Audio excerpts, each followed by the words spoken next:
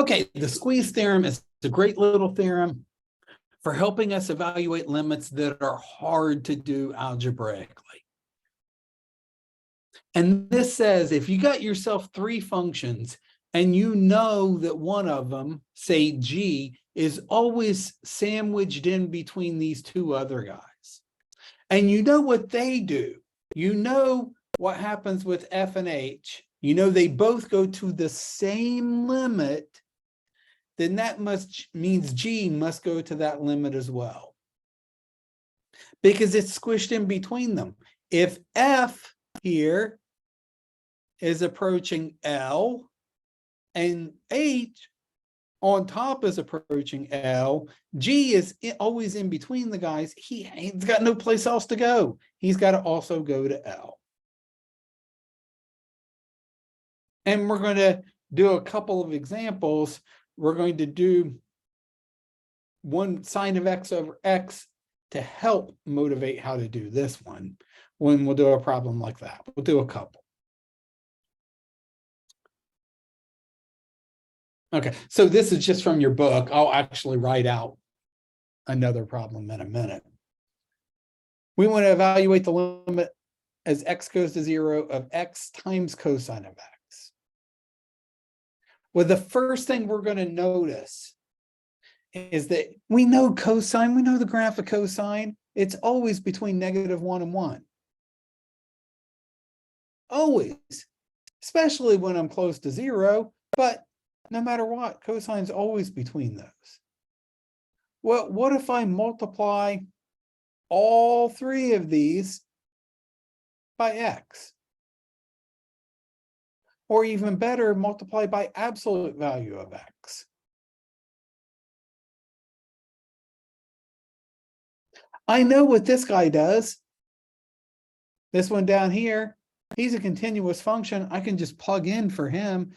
As x goes to 0 of negative absolute value of x, I just get 0. And same thing here. Absolute value of x goes to 0 as x goes to 0. So both sides here go to the same value. That means the middle must go to that value as well.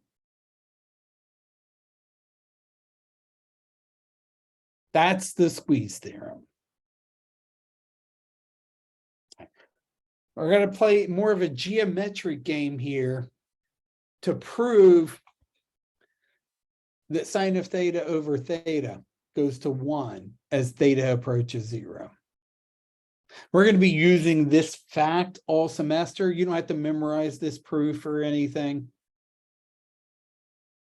It's an interesting proof, but I'm going to show it to you once, and then we're going to use that fact a bunch of times throughout the semester.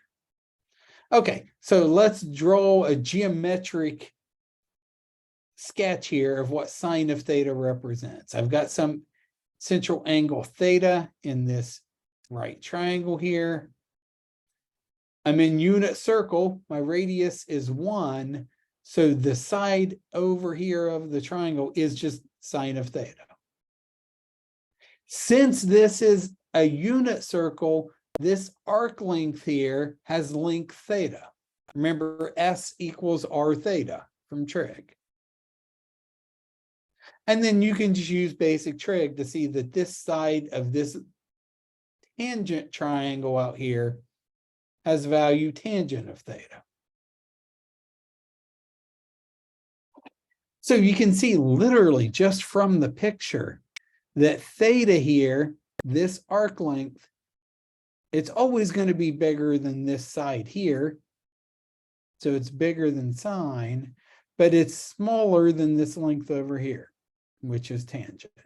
The value of theta in radians is always between sine and tangent, as long as your angle is between 0 and 90 degrees, pi over 2. Okay, now we're going to take this triple inequality here, divide everybody by sine of theta.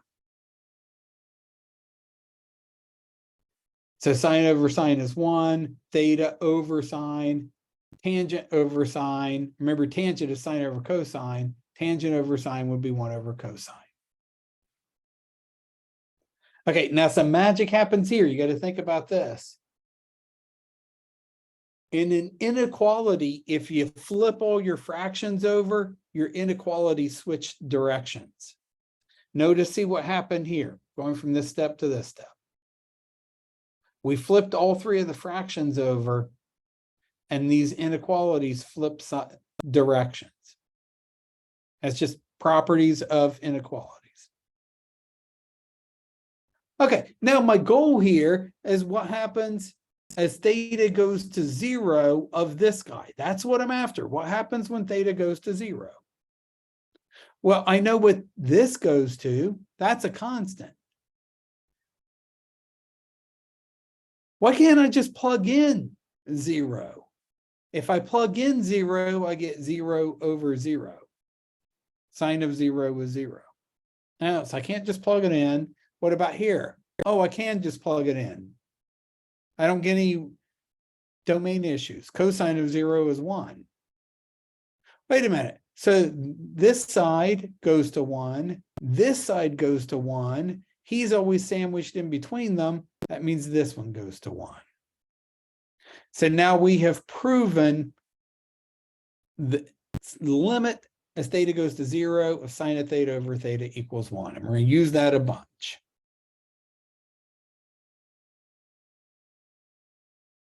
Okay. This is in your book here. I can show you that real quick if you're curious.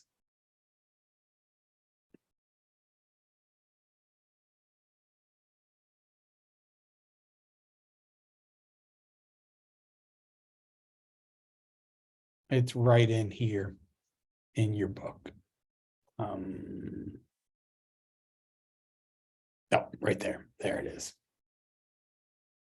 We're not using the squeeze theorem specifically in this problem. We're using the fact that we've already just calculated this guy right there to be 1.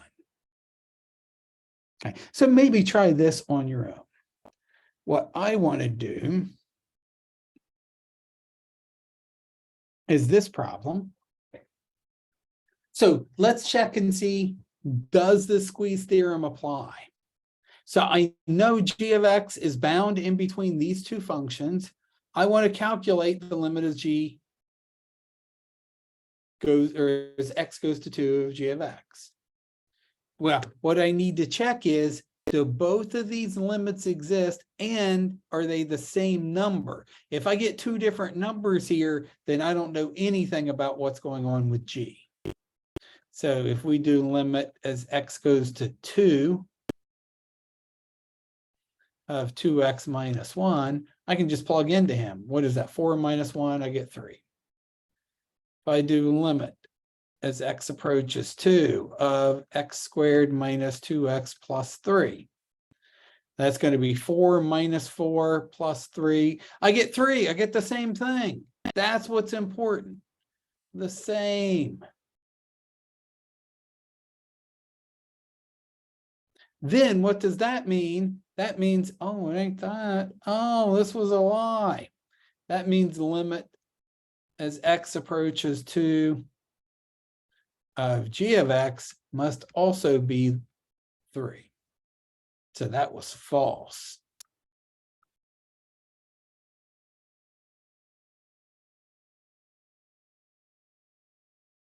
Okay, here are a bunch of problems. You can try these on your own. I want to do one more squeeze theorem problem here. So I'm going to come up with, it's up to me to come up with the functions to try to squeeze this guy. So first I'm going to note that cosine of 1 over theta is always between -1 and 1. I'm not allowed to just plug in 0. I would get 1 over 0 right there. That's undefined. I get 0 times undefined. Like we don't even know what that means. So I can't just plug in. If I could just plug in, I would, and I'd be done. But I can't. So we're going to squeeze him. No matter what, cosine's always between -1 and 1. Let's multiply all three of those by theta squared,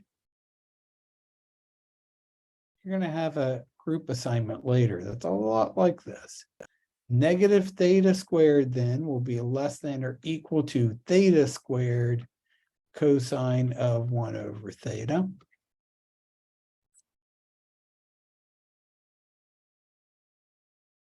Which will then be less than theta squared. Multiplied all three sides of my inequality by theta squared. But the limit as theta goes to 0 of negative theta squared, that guy I can just plug into. That's 0. But wait, that's the same thing on the other side. Limit as theta approaches 0 of theta squared is also 0. So since this guy is bound in between those for all values of theta, particularly near 0, but in this case for all values of theta, and because both of these limits on the outside exist and are the same number, the inside is the same. So by the squeeze theorem, also called the sandwich theorem,